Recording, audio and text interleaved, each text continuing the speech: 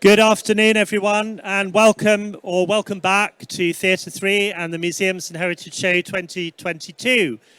Absolutely fantastic to see so many of you here.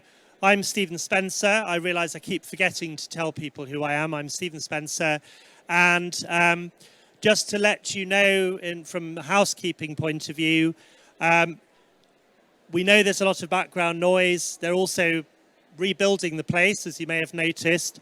But all of the sessions are being recorded, so you will be able to listen to pristine recordings of the speakers' nuggets of wisdom at your leisure afterwards.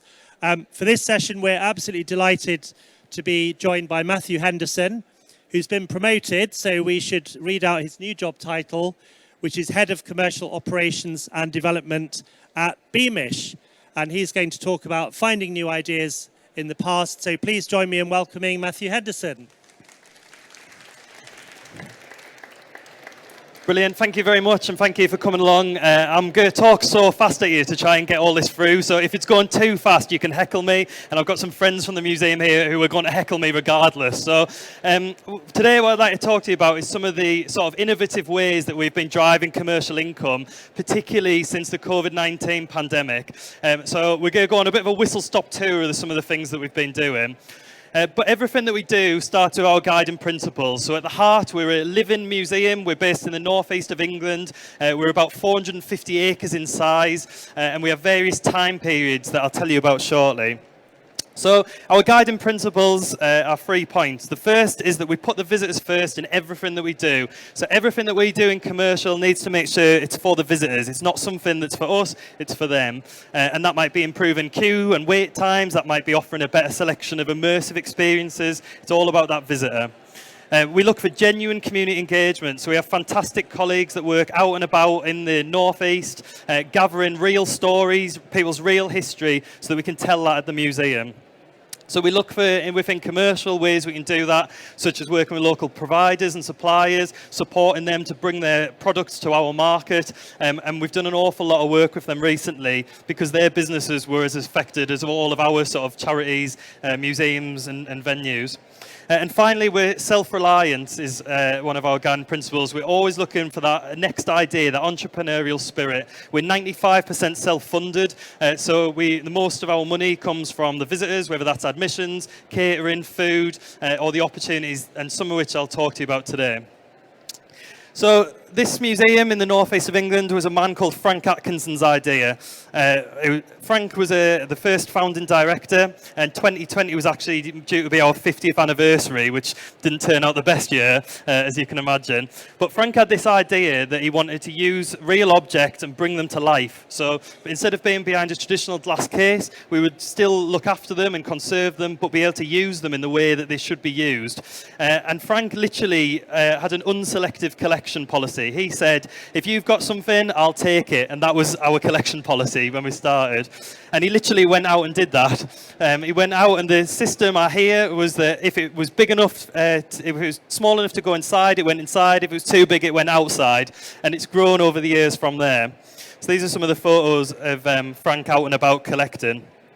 Nowadays, we're a little bit more selective in our collecting. So Dan, our head of collections, I think we have something like 300 flat irons now, so he doesn't want any more of them. But the amazing thing about Beamish is the vast majority of the collection has been donated from people in the northeast, and it comes with a story. So when Frank was collecting, he took in this teapot here, and it was put on the shelf with sort of all the teapots, and then they started going through the paperwork. What is the story behind that item? Now, this teapot belonged to a lady called Mary Ann Cotton, who some of you may know was the first murderess, and she put arsenic in the teapot and poisoned her children and husbands, and went on to sort of commit an insane amount of murders. So quite quickly, that teapot was taken off that shelf and put in a different shelf. We don't use that in the tea rooms, and it's sort of behind the scenes. So that's one of the smaller objects. This is one of the biggest objects that we have. It's a forge hammer from Darlington, so used with shipbuilding. And that's the first thing you see when you arrive at the museum. So this is the entrance when you go down into our car park. Because we're amongst friends today, I'm going to tell you something that I wouldn't normally tell people. And that's, you can see this bus here. It's a public bus service that runs from Newcastle, Durham, Chesley Street, all our local area, trying to get more people that maybe don't have transport to come and visit us. But we are an absolutely massive site, and we have trams and buses running right around the museum. And I saw about 2 years ago, there was a coach trip pulled up in the car park, and the coach driver said to everyone on the coach, make sure you use all the buses to get around, man, it's massive, don't be walking everywhere. And the full group got on this bus and ended up in Newcastle, which is about a 25-minute journey, and I wonder at what point along there they thought, this is just modern life, like, what is going on? But we are a massive site. We touch right from the 1820s, where we have 2 buildings on site that are original. So we have 2 farmhouses and a drift mine. Everything else has been translocated, so taken down brick by brick, stone by stone, and moved to the museum, or replicated. So we go right from the 1820s to the 1950s. This is an exhibit that we opened in February, where you can really go inside and have fish and chips, have your hair done, see an artist's house and explore these buildings using the collections. Often they're the ones that Frank originally collected. But what I would like to talk to you about today is about how we drive income for that charity. So that 95% self-funded, how do we get that money? And our journey today sort of starts with this building here. So this is our stationer's shop. It has a print works upstairs. And for pretty much as long as anyone can remember, it sold what the gift shop didn't want to sell. So the gift shop would send down anything that sort of they had enough of, or if they had some stuff, often the end of line stuff. And they had little things like pens, pencils, because it's a stationer's. And what we used to hear the staff saying all the time was, don't bother buying anything here because it's all in the gift shop anyway. And you can imagine what the income was then doing. It was like peak day would be £300 and that would be celebrated. So we started doing some work around putting a bespoke products in there, products that are inspired by the printing presses that are upstairs. So Anya that's here today, she's one of our printers. And she put together a lot of designs that then we worked with Judge Sampson, who I think are here today, to put on a range of bespoke products. So they say stuff like, the floggings will continue until morale improves. Or this next one I'm going to show you is what school teachers buy, and always about 2 o'clock when they're really sick. And that's children should be seen but not heard. So there's these sort of traditional sayings that then we could replicate. So the story is that they're hand printed upstairs and then put onto items. And straight away we saw an increase. We saw that shop starting to take about £1,000 every day. So going from 300 to 1,000. We looked at if the buildings have been translocated, they come with that community, those people that want to come and learn and see their building. So we would see them taking photos of the Sun Inn from Bishop Auckland. So we turned that into enamel signs, and then we did that for all of the buildings down there. So if you have a connection with the garage, for instance, the garage exhibit, you can buy that and take it home. And these are like designed for man caves, really. And then we also did some bespoke products. So we got Monopoly, so Beamish Monopoly, where you might get fined for taking part in a suffragette rally, or you might win at the leak show. And we were doing all this sort of exciting work and trying to find new ways of being creative with retail. And then COVID hit. We had to shut our doors for the first time in our history, like many of you here today. And a normal site like this of the town streets, or with visitors going round and trams, suddenly became about 10 of us at work. The whole site was empty, and straight away the visitors, that local audience, that national audience, were saying to us, we miss coming, we miss coming and buying our sweets and going to the bakery. So we thought we've got to do something then. Our sweet shop's probably our most iconic exhibit, so you can go in and buy sweets as you would expect. You can see sweets being made in a factory by hand. And we were left with all these sort of stockpiles of everything they'd handmade for that year, and suddenly we just couldn't retail it, we couldn't sell it, and it was literally just sat there, not like this, but in tubs and put away. One of the things that we had done in product development is create this tin, which meant that it was an original design that we could then use perhaps for posting tins of sweets around if we were to set up an online shop. So we came together, there was 3 of us, and the challenge was basically, if you've seen The Apprentice, it was like that, but it was you have no budget, no money, no platform, create an online shop, you've got 7 days.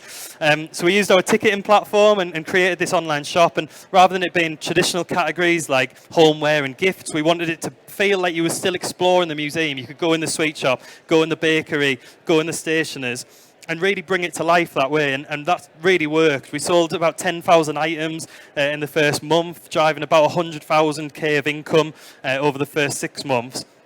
I think there was 1,000 Monopoly games went out in that time, and one lady packed every one of them. So literally all I saw was her back while she just sat at this wrapping table packing all these orders.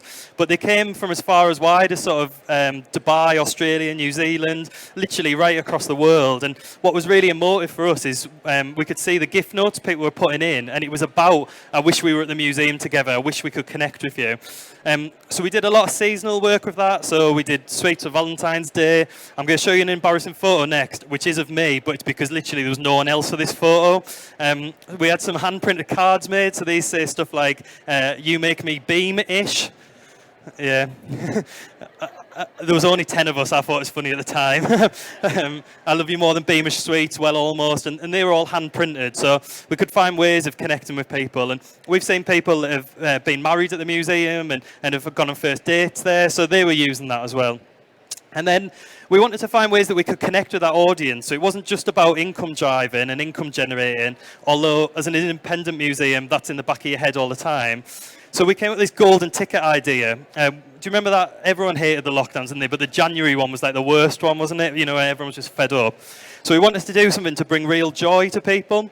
So if you were to find one of these golden tickets, you could come into the museum when it reopened. You would have the museum to yourself. You would have the car that was used in Downton Abbey. You would be able to go and make any type of sweet you could dream of in the sweet shop. You would have afternoon tea, a behind-the-scenes tour. You name it, you'd win it. It was like a money can't buy prize. And we costed it thinking that if we sold 200 tins of sweets in about 6 weeks, that would be good, and we would make a profit on that. And in the first week, we sold 2,000 tins. So literally, the one lady packing had to go to 2 or 3. We had somebody making sweets. And I thought today about how I could show you what joy that brought people. And the only way I can show you that is this photo here. So this is Bethany, who was the first competition winner, and she's since been in for a guided tour and wants to become a suffragette when she's older.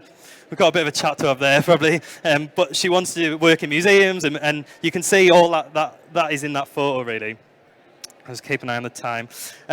So then we started to think about how can we connect with audiences online. We weren't a museum that ever used modern equipment. In fact, it was often the thing that let us down. But we started going on Facebook where we would make the sweets, and you could tell us which sweets you wanted us to make. And Callum, who's our amazing sweet maker, he would make those. So this day they asked for rhubarb and custards, and so we would make them, and then you could buy them as well if you wanted. And the idea came from our learning team, who started connecting with schools around the world. So this is Simon, who's our head of learning, and he was doing Victorian school lessons for children on Zoom. So it was school classes at a time. And obviously there was only 10 of us there, and I said to him, I bet there's homeschoolers that would want to do this. And he was like, well, we could do some if you want. So we put it on sale, and 800 children signed up. I say children, it was 800 parents that were sick of children and wanted Simon to scare them as a Victorian school teacher. They would get a slate and pencil sent in the post so they could join in, and he would do these Victorian lessons with them. And that work with Simon and the learning team engaging school children is really important. We've got to make sure that that next generation's engaging with the museum. But also we work with people with older people that are living with dementia and Alzheimer's, and we do an awful lot of work with them. And I'm so proud that our commercial work pays for stuff like these sessions where perhaps short-term memory isn't there anymore, but long-term reminiscence memory is. And I was thinking about how I could tell you very quickly, because I'm talking so fast at you, about an example of where our sort of commercial work has paid for something nice like that. And we have a men's group once a week at the museum. It's in a quiet corner of our 1940s farm. And this lady, who's the younger lady there, Michelle, she leads this men's group every week. It's set up by Beamish, but it's supported by the NHS. So the OTs recommend people that maybe have dementia, Alzheimer's, mental health problems, who basically have a bit more time on their hands and need to be engaged. And there was a gentleman called Brian. And Brian was sort of forced to come along by his family. He was on shutdown. He's just watching the telly, and you could see just, I've got dementia, that's it. And Brian came along and quickly became the chief tea maker and the chief firelighter, because that long-term memory was there. And then, amazingly, something sparked in Brian, and he started volunteer for the gardening team 2 days a week. So this is a photo of Brian on his last retirement day, because he's already retired as a truck driver. But what the OT said is that it had kept his dementia at a safe level, so he hadn't deteriorated at all like they would see in everyone else. And I'm so proud that our sort of commercial work, that sale of a magnet, pays for people like Brian to engage with the museum. And it's not something that we go out shouting about, really. It's something that's in a quiet corner of the museum, but is really sort of emotive and effective. And then we came to Christmas time, and normally we'd have thousands of school children and children coming to see Father Christmas. And suddenly it was like, right, well, these children aren't going to be able to go and see him, or if he is, he's in a mask, and how's it going to work? So we thought, right, I'm just checking there's definitely all kids. So we thought we'll dress Simon up then, our head of learning. He can be Father Christmas on Zoom. And about 6,000 people engaged with that.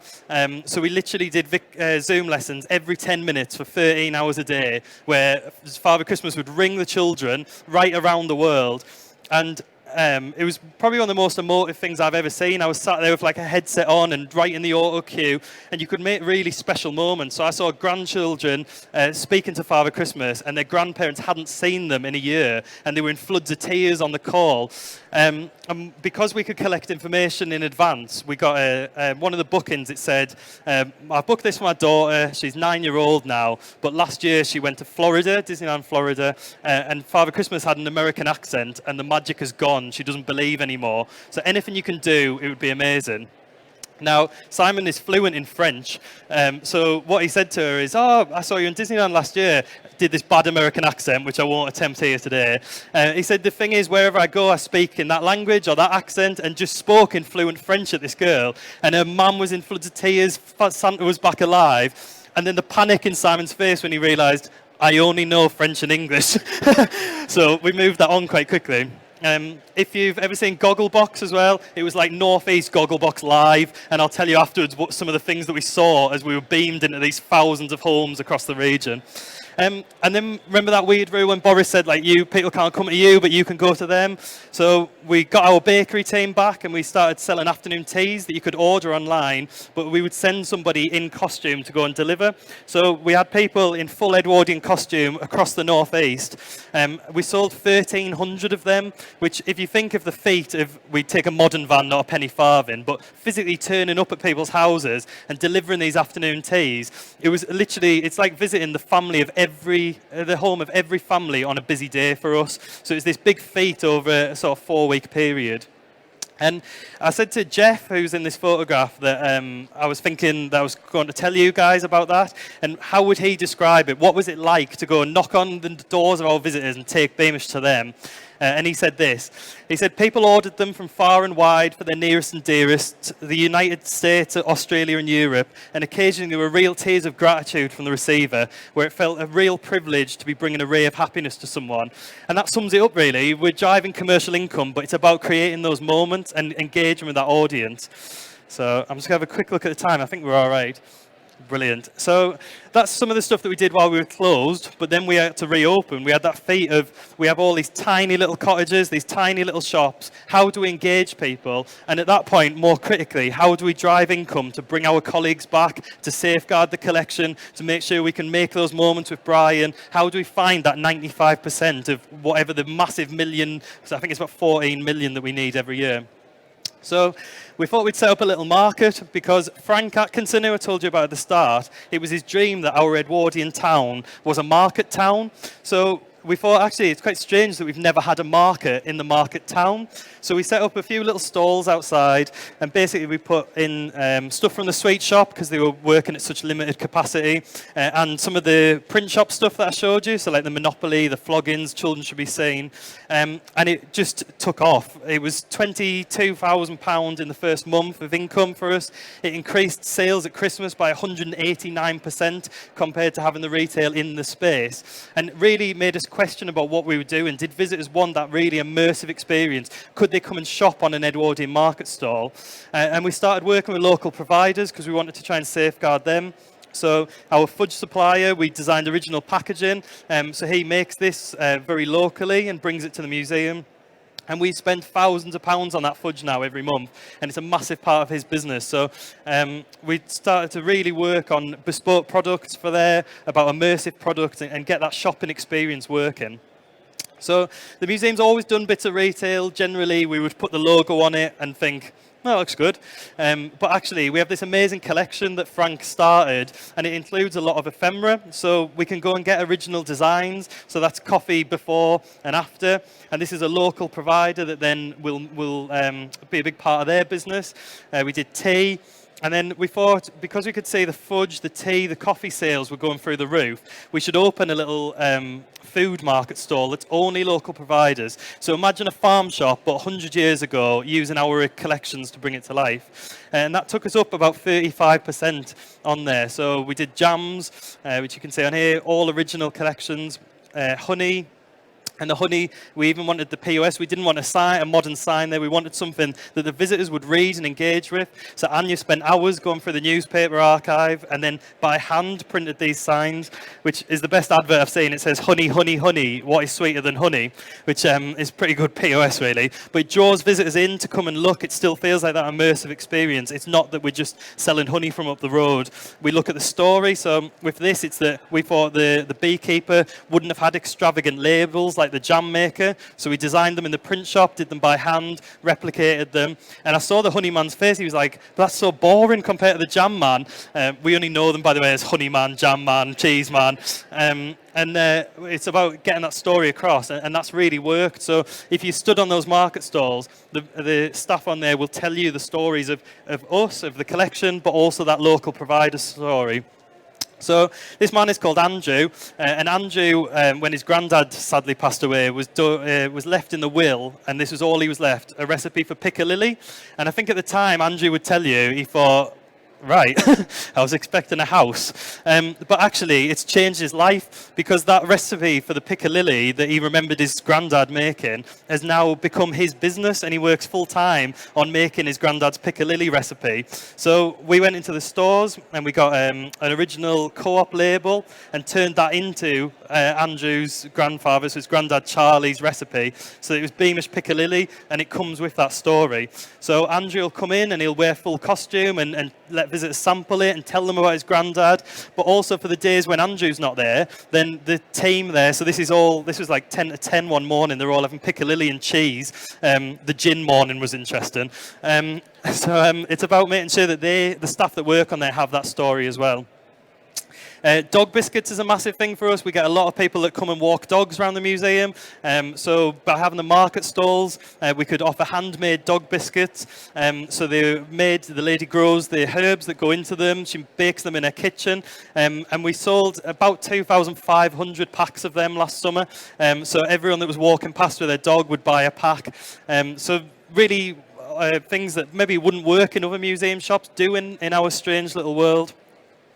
Then we've been lucky that we've been able to start investing a little bit, so we've done some more bespoke products around. This is our tram driver bears, and we've got sweet shop bears coming, and hopefully suffragette bears.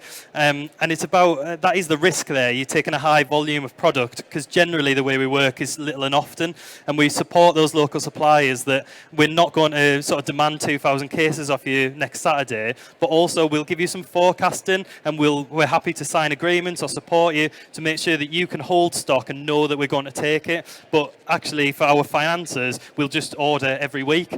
And Alison, that is our stock manager, she's on the phone continually to these local suppliers on how can we improve that with them, how can we have a better relationship with them. And that means that other local providers approach us. So a local distillery made us Beamish gin. So they took herbs out of the gardens at Pockley. So you can have a gin that's inspired by the museum. We've done some lollies with the trams on. So we're constantly thinking, what's that next idea? What's that next immersive thing for those market stalls? But sometimes we get it wrong, and I'm going to share with you an example of when we did get it wrong. So this is our sweet shop, which, if you remember that photo that I showed you right back, it looks completely different. The heart and soul had been ripped out of it by COVID, really. It was glass screens, it was pre-bagged sweets, so they weren't weighing them out in scales anymore. They were having to put curtains up to try and hide blue tubs of modern stuff, and it was just didn't feel like Beamish Sweet Shop anymore. So we did a project last November where we said to the staff, right, how can we still keep it safe but bring that magic back? And I said, in passing, send me an email if you've got any ideas. And I came the next morning and one gentleman had sent me 16 pages on how to improve the sweet shop. And then they came flooding in from there. And the staff that work in there, they know the space the best. They know what people ask for. And we literally ironed out every tiny little thing. So it might even be that when they put the sweets in the scales, it creaks a little bit and it's a bit irritating. It might be that the staff the visitors don't read the sign, or the POS isn't big enough, or they always want rosy apples. You name it and tell us. So we put more tills in so that we'd have 4 till points rather than 2 tills, and there was about 12 staff serving trying to fight for those 2 tills. And this is the after photos. So hopefully you'll agree with bespoke product and listening to the staff, we've turned it into this beautiful sweet shop again. And most critically for us, we've taken the queue from 40 minutes, which it was in 2020, 2021, to 10 minutes, and increased the income by 125%. So it's gone from sort of £2,400 a day to £5,400, which in terms of safeguarding those collections and that story is a massive difference. Our finance team are like, do you want to just work around them all now then and do that? But it's about listening to the staff and engaging them with that. And we're really proud of that work. So we're working through all of them. I sort of said it as a joke, but really we're working across food and retail to make it immersive and fit for purpose. And what is its USP? And this green shed was our ice cream kiosk for about 10 years. It served vanilla ice cream. There was often a long wait. But we thought, right, we should make this more exciting. Everyone loves the sweet shop. Why don't we do sweet shop flavoured ice creams? So this is it now. It's called Beamish Delicious Ices. All the signage and all the signage and the slogans, the name, they're all from original photos in our collection. And this is the ice cream now. So that again is sort of rocketed in income. So it was taking about £1,000 a day, and now it's hitting sort of 3,000 plus, because it's fit for purpose, and we've really looked at what the story is. I'm scanning around to check which colleagues are here, but we're spending about £20 million on this unbelievable 1950s town, and the collections and the stories are unbelievable, and it'll be the best thing we've ever done. But this ice cream kiosk got more likes on Facebook when we announced it, yeah, by thousands, so we're not meant to talk about that near them. So this is a photograph of it on the first day with the costume staff, and I would hope that hopefully some of you can come and visit us at some point and come and try an ice cream and see where we're up to. So we've got probably another 15, 20 of these to do and work around them all. But I'm going to show you this photograph here to sort of end on. It's a photograph I took at a Georgian event that we held at the museum, and you can see there's all sorts going on in that photograph. But the thing that I like most about the photograph is behind there's a church there that was moved in the 1990s and rebuilt in the sort of 2010, 2011. And it was on fire in Middlesbrough. It was being vandalised. And I was there the day that the Reverend saw it rebuilt at the museum, that commercial work had paid for that church to be moved and rebuilt. But while it was being rebuilt, Frank Atkinson sadly passed away. And his family, we said to his family, how do you think we should sort of commemorate Frank? How do we do something to mark the sort of, and remember the man that made Beamish and has made this amazing thing? And they said, well, we think you should go in where the scaffolding is in that church and hold a remembrance service, because what better way to show Frank's legacy than the fact it will continue forever, and we're still moving buildings, we're still saving them collections and bringing it to life. So in that church there's a little plaque and it says, to the man that made Beamish, and we're really sort of proud of that. It's just in a quiet little corner. So I've talked a million miles an hour. I hope that was all right. What I'm going to do is I'm going to show you a quick sort of 2-3 minute video now that our marketing team have put together, because in Dave's words, you need to show a video rather than you waffling at them. So I'm going to show you this video, and then hopefully if you've got any questions we can take them. But thank you very much for listening, and I'll leave you on this.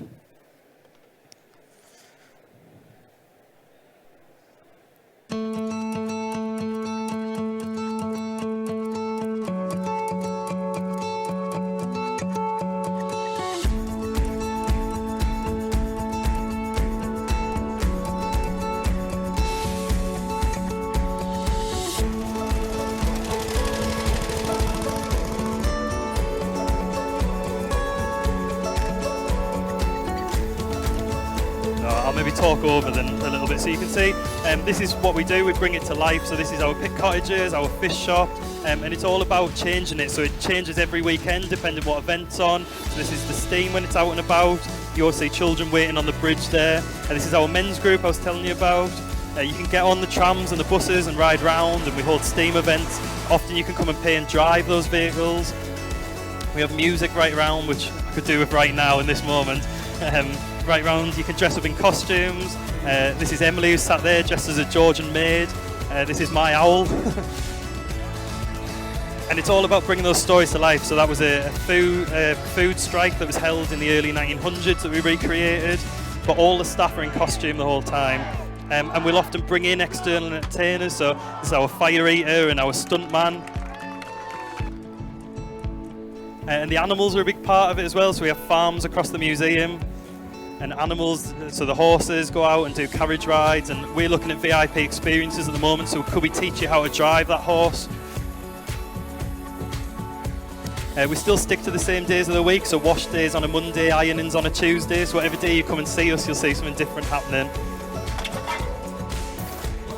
And then we hold evening events as well, and we're building self-accommodation at the moment, so you'll get access to the museum 24/7, and you'll be able to come and stay with us and maybe go and get fish and chips or a pint on the night, but maybe the shops have shut, and we're just sort of figuring that out at the moment.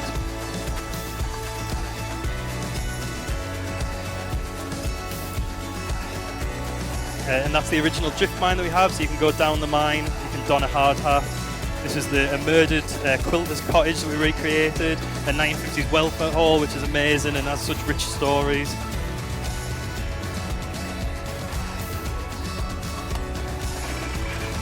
Our gardening team are only allowed modern equipment before 10 o'clock, so literally they do it by hand after that. There you go, that's the 1950s that's part way through opening at the moment. If you look at the newspaper that Natasha at the back recreated, there's actually an article in the 1950s newspaper talking about Frank Atkinson's had this mad idea and he's opening this museum, so there's a bit of an Easter egg in there, you can go and find that. I think this is just coming to the end now. We didn't have to sing, so that's good. There you go, thank you very much for listening.